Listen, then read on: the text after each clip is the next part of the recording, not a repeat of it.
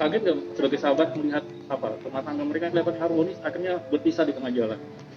Ya kaget lah, cuman kan saya nggak bisa ikut campur terlalu banyak karena waktu Natali datang ke saya pun dia kan ternyata sudah bermasalah lama, jadi bukan karena saya juga, dia justru cerita di situ gitu. Cerita Ada lah. Natali cerita, Kang Sule juga cerita sama saya, Kang Sule ngobrol sama saya sampai 3 jam. Tapi kan ada hal-hal yang saya nggak bisa ceritain di sini. Malah juga ada hal-hal yang Kang Sule ngomong ke saya nggak bisa ceritain ke Natali juga. Walaupun Natali saudaranya Astrid, saudara saya juga berarti, tapi saya fair. Nah itu ada curhatannya Natali yang katanya jangan main api dan ketahuan selingkuh dengan wanita lain. Nah itu gue nggak tahu malah. Yang di IG-nya itu. Gue kalau belum lihat. Cewek jangan main api, jangan sampai ketahuan. Nah itu gimana tanggapan? Nggak tahu, gue belum lihat IG-nya malah, belum tahu. Nah ini melihat fenomena artis yang sering curhat tentang masalah pribadi di IG, termasuk masalah rumah tangga dan akhirnya cerai, itu hal yang wajar nggak menurut saya? Gini, setiap orang punya pemikiran sendiri-sendiri.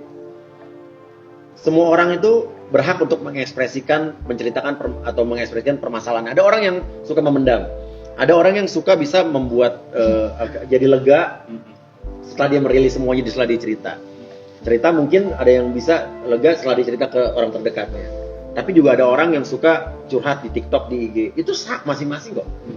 Kita tidak bisa menjudge bahwa itu salah, itu benar, nggak apa-apa. Setiap orang punya ini yang berbeda-beda, dan apa yang dilakukan oleh setiap orang itu kan juga mereka udah tahu konsekuensinya. Jadi menurut saya sah-sah aja. Dan intinya adalah kayak misalnya ada orang yang komentar netizen, wah dikit-dikit curhat di IG, kita balikin lagi, lalu dikit-dikit komen di IG. Berarti kan lo juga ngurusin orang. Intinya udahlah, kita nggak usah begitu, karena setiap orang pasti punya pemikiran sendiri-sendiri, dan setiap orang bertanggung jawab atas perbuatan masing-masing. Mas Uya sebagai saudara dan juga teman dekat saudara dari Natali, support seperti apa sih yang diberikan Mas Uya dan Astrid kepada Natali dan Sule? Support saya bukan hanya ke Natali, ke Kang Sule juga. Saya sampai sekarang masih mengupayakan bahwa mereka bertemu tanpa kamera, tanpa media, tanpa podcast. Saya lagi mengupayakan itu. Dan walaupun akhirnya mereka masih berpisah, gimana caranya supaya mereka berpisah dengan baik-baik dan elegan. Intinya gitu aja. Harapan rujuk dari Mas Ule, Mas Uya pasti ada ya? Pasti dari kita, harapan kita rujuk. Tapi kalau terburuknya mesti berpisah dengan suatu hal yang baik gitu aja. Tapi Mas Ule ini, Mas Uya agak stres atau tetap enggak tahu ya gue, karena terakhir telepon sama gue lama 3 jam ngobrol biasa aja. Ya, nggak bilang lagi sakit, nggak bilang lagi apa. Cuma mungkin karena setiap, menurut gue gini, gue termasuk orang yang juga nggak bisa punya banyak masalah. Mungkin kalau setiap orang mikir gitu kan, pasti menurut gue ya Kang Sule ya Natali pasti dua-duanya juga bisa dibilang dalam keadaan tidak baik-baik, karena kan pasti lagi ada masalah. Jadi ya wajar lah. Kalau mungkin yang karena mikir, karena pusing gitu kan, pasti ada, nggak mungkin orang lagi ribut ketawa-ketawa kan nggak mungkin. Tapi ini akhirnya netizen jadi ngebully dan nyerang Putri nih. Gimana nih tanggapannya dari Mas Uya sendiri nih?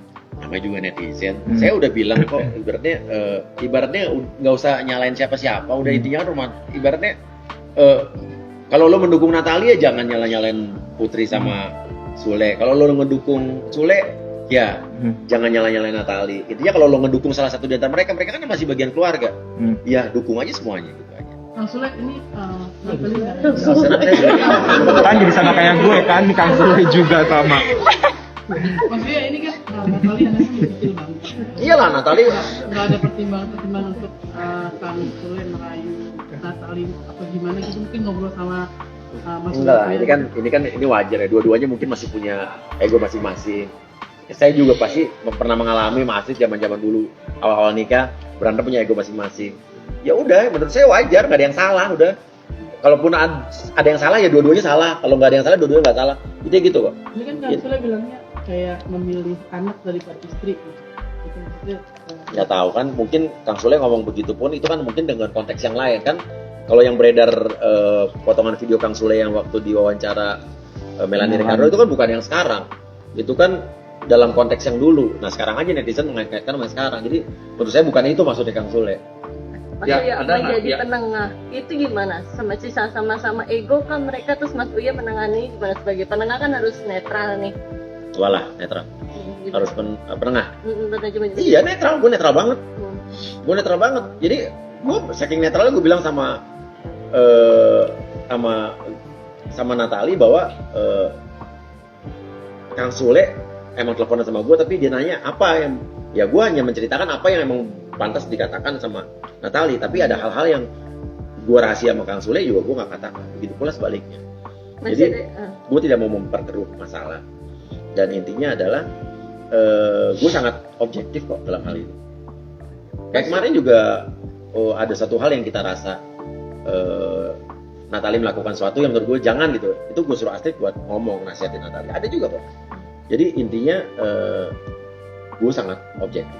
masih ada ego ya dari masing-masing kan? Iyalah, wajar lah. Kan gini, saya aja sama Astrid yang dulu sama-sama single menikah aja banyak masalah. Ini kan ibaratnya mereka harus lebih dalam beradaptasi harus lebih sulit mungkin. Natali masih muda, Kang Sule punya keluarga, punya anak bawaan, ya pasti untuk memposisikan diri mereka tuh pasti akan sulit. Jadi menurut gue ini ya cuma masalah proses aja. Ya, kemarin waktu ketemu sama Natali sama Sule, lu ada ini nggak kasih pesan sama dua-duanya supaya lu rujuk atau supaya Iyalah. Nggak, pesannya apa? Gue sama Dua sama itu. Natali masih Natali lebih sering ngomong sama Astrid. Tapi gue pun ngomong, gue cuma bilang sama Natali bahwa kalau bisa rujuk.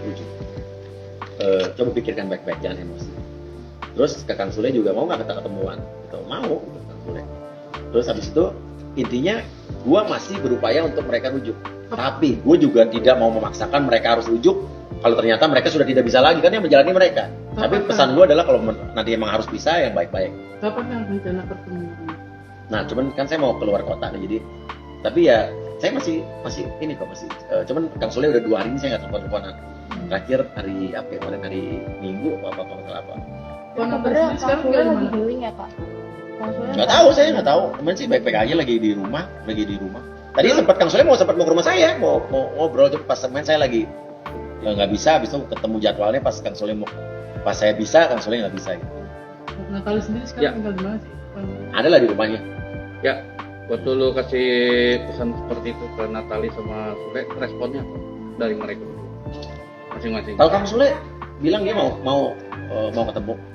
Kalau Natali masih diam, tapi diam itu kan bukan berarti tidak mau kan?